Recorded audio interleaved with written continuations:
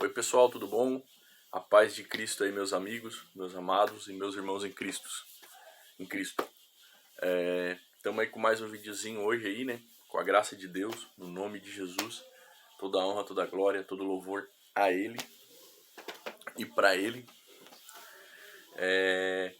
Hoje vai ser Lucas, capítulo 15 e 16. Hoje a nossa passagem é Lucas, capítulo 15 e 16. Hoje eu trouxe um livro aqui para indicar, que na verdade é um devocional, né? Esse aqui, ó, escrito por Carlitos Paes, As Palavras de Deus, Jornada Devocional. Eu não sei se esse livro tem PDF para baixar, tá? Mas ele é assim, cada dia do mês, o autor usou uma passagem bíblica e escreveu algo, né, que sentiu a cada dia do mês.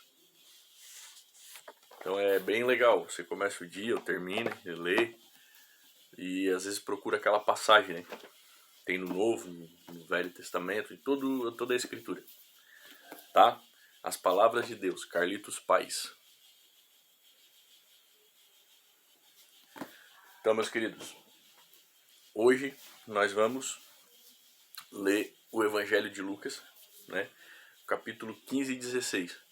Eu tô com a minha Bíblia celulosa aqui de novo, porque tem a nova versão internacional, né? Você pode acompanhar no seu celular ou na sua Bíblia física.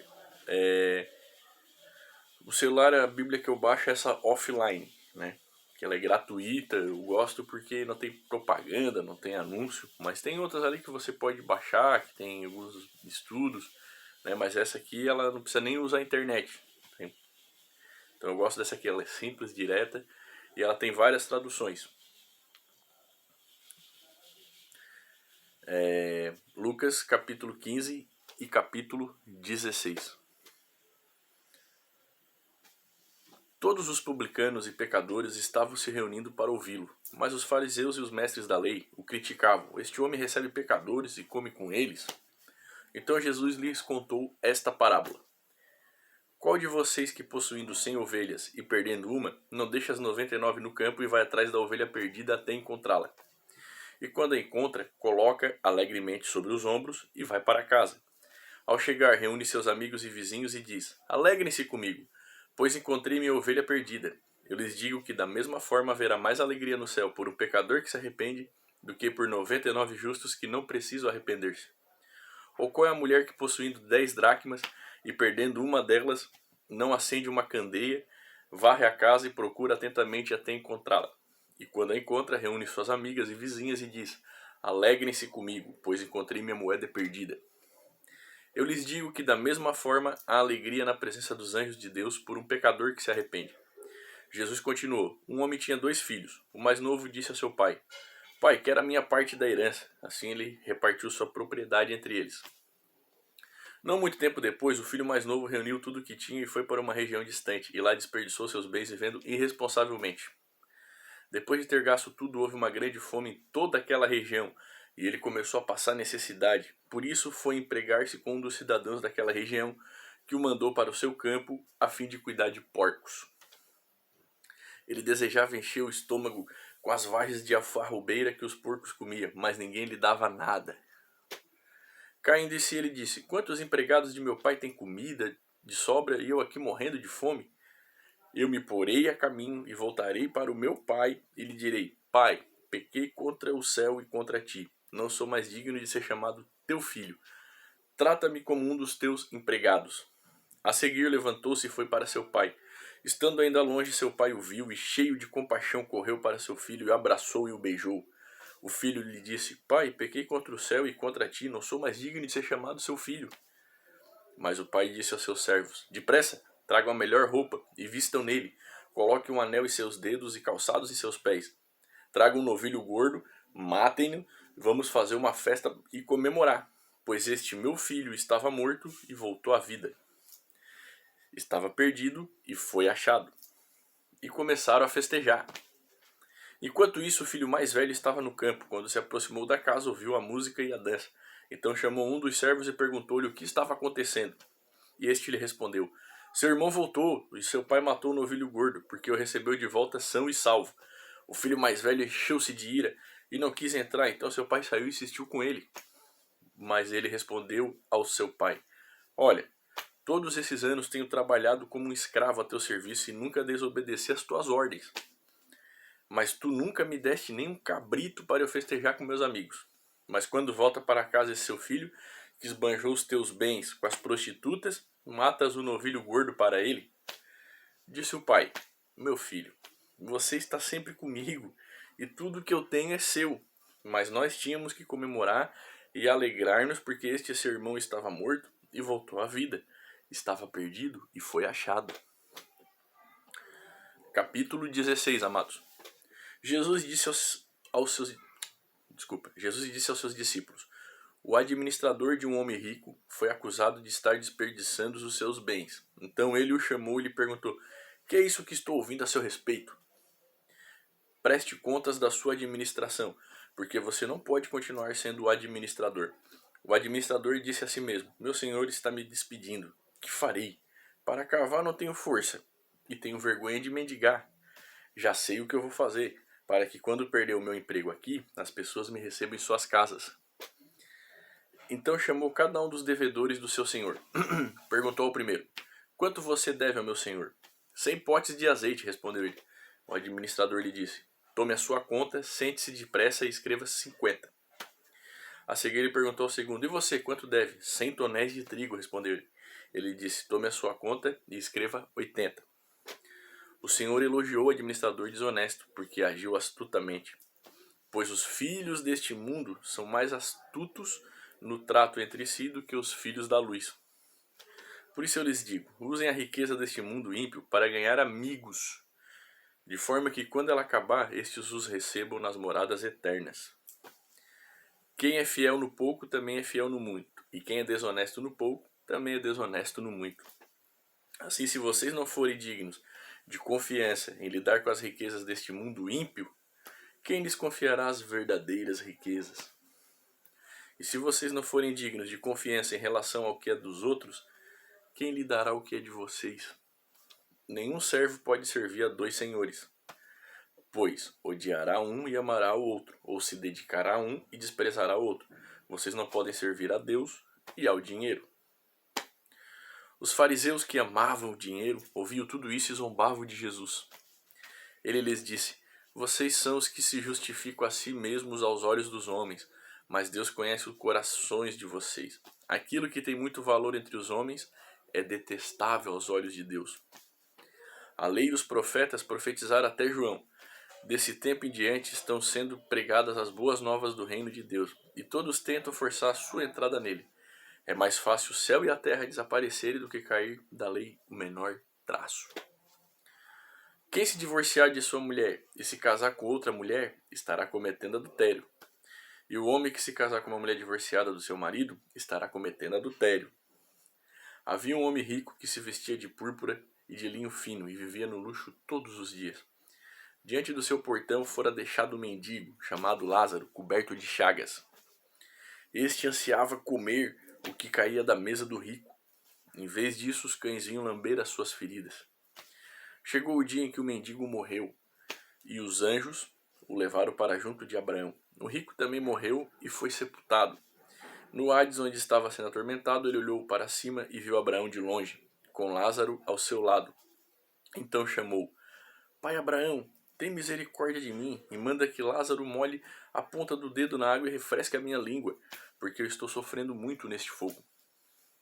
Mas Abraão respondeu: Filho, lembre-se de que durante a sua vida você recebeu coisas boas, enquanto que Lázaro recebeu coisas más.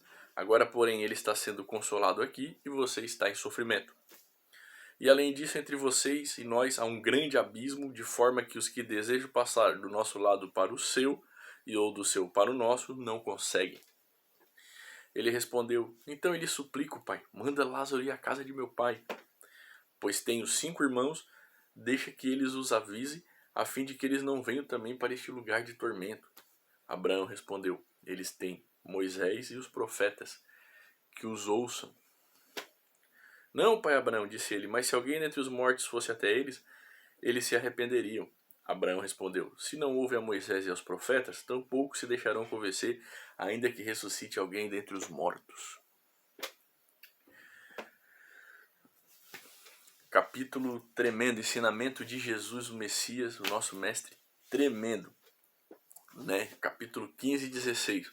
Eu quando fui fazer esse vídeo eu tava assim, ou eu faço 15 ou eu faço 16, porque foi onde Deus me parou, mas aí me parou nos dois. Então, eu fiz os dois capítulos. O que esses dois capítulos nos trazem, né, irmão? A reflexão que Jesus nos deu. Aqui o pessoal, naquela época, estava falando, você come com pecadores, você come com os publicanos, que Jesus andava com essas pessoas, né? Então ele usou a parábola da moeda perdida, né? A parábola das 100 ovelhas, entende? Explicando o amor dele por nós, entende? Para que nós entendêssemos o nosso modo miserável humano, né? Então ele explicou para eles: pô, quem de vocês não tem uma moeda, ou seja, aquilo que tu dá valor e perde, né? Porque tem gente que dá mais valor pra uma moeda do que pro próprio filho. Então ele tava falando algo, né? Ou quem que tem uma ovelha e tem 100 ovelhas e perde uma, não vai buscar aquela que se perdeu, entende? Então muito mais eu não vou fazer isso, não vou andar aqui com meus filhos que estão perdidos, não vou vir buscar eles, que são meus, criação minha, entende? Qual eu dei a vida por eles, né? Jesus ainda ia dar, mas já deu antes da fundação do mundo. E aquela parábola do rico e do Lázaro ali no capítulo seguinte é interessante, irmãos. Por quê? Porque naquela época, isso eu pesquisei, né, de fontes, no judaísmo, o que acontecia? Eles usavam aquele ditado naquela época, os judeus. Ou seja, que quem era rico era porque temia Deus e cumpria os 10 mandamentos, tal. Eles achavam que se justificavam, né? Até hoje os judeus que não aceitaram Jesus acham isso. Não os messiânicos, claro, que aceitaram já Cristo e estão esperando a segunda vinda. O que estão esperando é a primeira vinda. Não entenderam nada, ainda tem um véu sobre eles, como diz Paulo. E eles usavam eles achavam assim no povo, pô, a gente é bem sucedido, é rico, porque a gente cumpre os 10 mandamentos, a gente dá oferta, a gente dá dízimo, né? Isso te lembra alguma coisa? A gente dá dízimo, a gente não adultera, a gente não cobiça nada. Agora essa ralé aí, esse povo miserável aí, porque eles são pecadores, eles são adúlteros, eles mentem, então eles não são abençoados financeiramente, eles têm doenças, eles têm chagas, eles são aleijados, eles são cegos, são leprosos, né? Então eles achavam isso. Aí eles contavam esse ditado: havia um homem rico que papapá, e quando morreu foi pro céu. E havia um mendigo, pecador, que quando morreu foi pro inferno. Aí Jesus veio e contou. Só que Jesus deu nome aos personagens, né? Entendeu o detalhe? Jesus falou: havia um homem rico e o Lázaro. Ou seja, ele não deu o nome ao homem rico, ele deu o nome ao Lázaro, entendeu? Ao mendigo. O rico, nesse mundo, né, recebeu o bem, Lázaro só o mal. Então, quando morreu, Lázaro recebeu o bem e o rico o mal. Por que, né, irmãos? Por que Jesus usou essas parábolas? Porque ele não gosta do pobre, ele gosta do rico? Não. Poucos discípulos de Cristo têm riquezas nesse mundo, mas geralmente quem tem riquezas, cara, nesse mundo geralmente ele é anestesiado pelos prazeres, né? Porque o prazer, o pecado, ele te anestesia, ele te deixa offline. Tu só volta pra realidade a hora que tu desliga o play, tu só volta pra realidade a hora que a maconha acabou, tu só volta pra realidade a hora que a bebida acabou, tu só volta pra realidade a hora que as orgias acabaram, tu só volta pra realidade a hora que a comida acabou, tu só volta pra realidade a hora que tu tá doente, sabe? Então é basicamente isso, né? É isso que Cristo quis dizer, entende? Por quê? Porque o rico, ele não se importou com o próximo, ele não se importou em se alguém estava em necessidade, ele se arregalava, ele dava festa, banquete, ele tinha. Então ele estava sempre alegre, anestesiado, né? Não queria saber de onde veio, nem para onde vai, quem é Deus, entende? Não queria saber de nada. Ele olhava só para as coisas dessa terra. E os religiosos no tempo de Cristo estavam que nem esse homem. Por quê? Porque eles tinham a religião deles, eles eram respeitados na sociedade, eles eram meio que o clero, e eles tinham a última voz, eles eram chamados de santo aos olhos dos homens, eles recebiam as ofertas, entende? Dificilmente eles tinham uma ocupação, né? Eles geralmente eram só caras dotados, né, cara? Cara que vivia estudando a escritura, vivia estudando outras coisas. Eram os caras que escreviam as leis do povo, entende? Apesar de estar sob influência de Roma. Roma geralmente já vinha com esses sacerdotes para ver que era influência do povo, os negócios já eram feitos ali com eles, né? Eles tinham voz, meio que nem o clero hoje, né? Hoje mais ou menos a religião é a igreja católica, né? Que é uma voz forte, política, econômica. Os judeus eram assim, cara. Ainda são, né? No mundo também. Porque tecnologia, essas coisas, tudo vem deles, né, cara? Tudo pendrive, essas coisas aí, os judeus são fera, são respeitados. Mas isso aí é outra história, né? Mas é só para você entender. Então Jesus, ele ilustrou bem, né? Ele falou da moeda perdida. Aí ele usou o filho pródigo, né? Para dizer também que Deus se importa com os perdidos. E esse é o objetivo de Deus. Isso foi porque Cristo veio na Terra para buscar o que estava perdido. Entende? E ele também, como os fariseus ali, achavam que não era o perdido, na verdade eles eram. Tanto é que como eles falam, eu sei que, né? Aí Jesus falou, então por que vocês veem? Vocês são mais culpados. Se vocês sabem que isso é errado, mas vocês fazem. Entendeu? Então, os fariseus, né? Eles achavam que, como eles não dormiam com prostituta, eles não eram usados, eles não eram adúlteros. Eles achavam assim como os religiosos hoje acham, né? O pecado é só quando eu faço o ato. Quando eu faço o ato, eu peco, né? E eles achavam que não era adúltero porque eles não dormiam com prostituta. Eles achavam que eles não eram assassinos porque eles nunca mataram ninguém. Só que Jesus veio e disse, olha, se você se divorciar sem motivo algum, porque Moisés deu carta, e casar com outra, vocês estarão cometendo adultério. Por quê? Porque Jesus sabia que a intenção deles aqui, ó, do homem, essa mulher aqui não me respeita muito, tal, ou não sei o que. Aí ele vê aquela, eu quero casar com ela, eu me divorcio dessa e caso com aquela. Desculpa por seus adultérios, entende?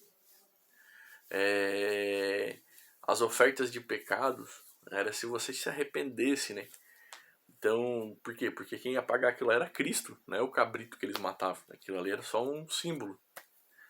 E eles não viam isso aí, eles viam assim, não dá nada, eu vou lá, dei o cabrito, tô perdoado. Entende? E é por isso que ele fala das ofertas também, né? E os fariseus achavam que eles não eram adúlteros, eles achavam que eles não eram assassinos. Aí Jesus falou, vocês são adúlteros, tipo, não assim, né? Mas ele falou, vocês ouviram, né? Não adulterarás. Mas aquele que olhar para uma mulher e desejar no seu coração possuí-la, já cometeu adultério. Em relação ao homicídio, ele falou, não matarás.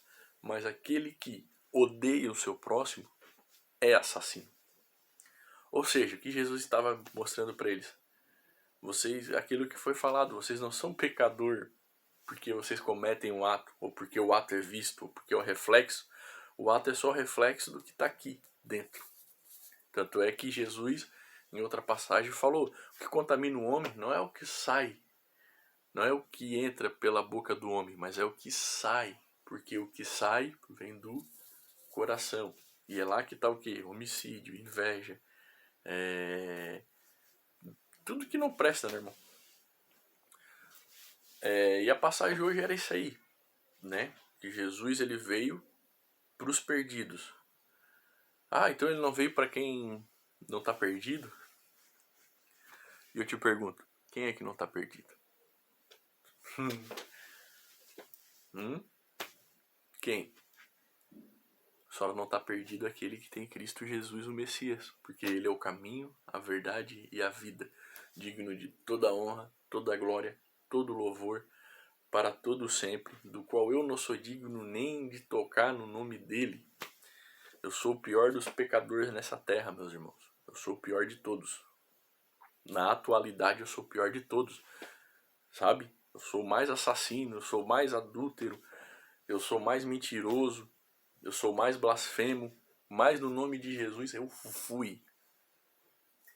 Entende? Mas em Cristo Jesus não sou mais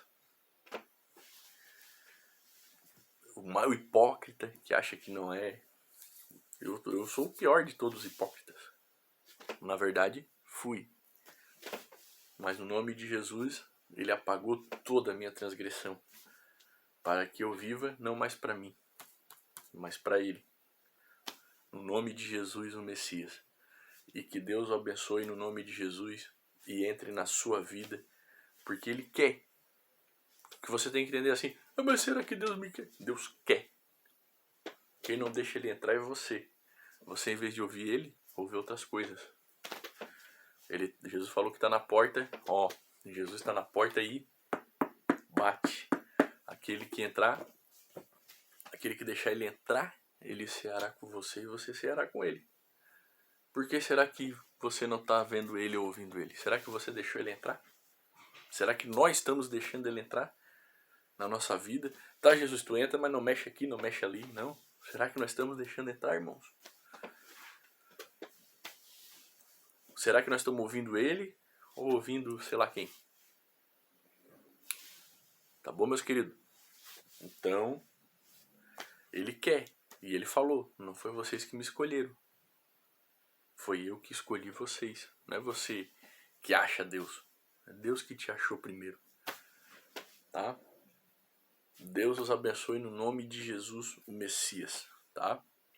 Que a paz de Cristo, que excede todo o entendimento, como está escrito, apazigue e esclareça, né, o coração de vocês.